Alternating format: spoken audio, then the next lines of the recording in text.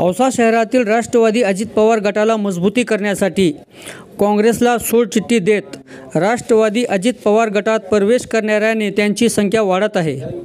औसा शहरातील काँग्रेसला मोठा धक्का बसला असून औसा शहराचे मौलाना कलीमुल्लाह काँग्रेसचे अल्पसंख्याक प्रदेश सचिव होते।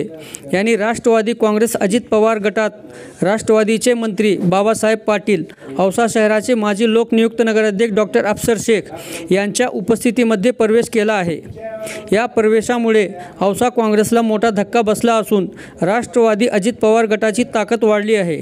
आगामी स्थानिक स्वराज्य संस्थेच्या निवडणुकीच्या पार्श्वभूमीवर हा विशेष महत्त्वपूर्ण जात आहे। युवा राजकारणी फहाद आणि काँग्रेस पक्षाचे प्रदेश सचिव माननीय मौलाना कलीमुल्लाह साहब सय्यद कादरी यांनी आज माननीय मंत्री महोदय बाबासाहेबजी पाटील साहेब यांच्या हस्ते राष्ट्रवादी काँग्रेस पक्षाच्या मध्ये प्रवेश केलेला आहे।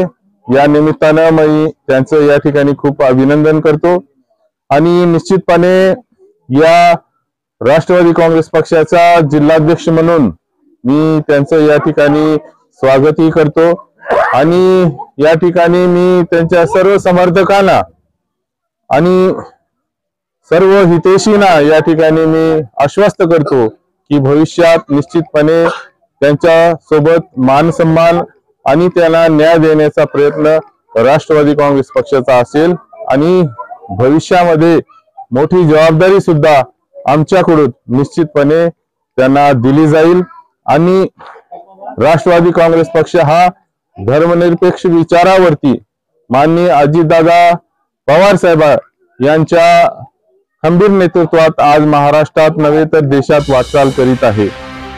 राष्ट्रवादी काँग्रेस पक्ष नेहमी या ठिकाणी यशवंतराव चव्हाण साहेबांचा या ठिकाणी वारसा घेऊन विचारांचा वारसा घेऊन या ठिकाणी मार्गक्रमण केलेला आहे। तसेच आम्ही कधीही शिवशाहू फुले आंबेडकर यांची विचारधारा सुद्धा सोडलेली नाही। तसेच आम्ही एनडीए मध्ये राहून सुद्धा या ठिकाणी आमच्या विचाराशी या ठिकाणी पक्के आहोत।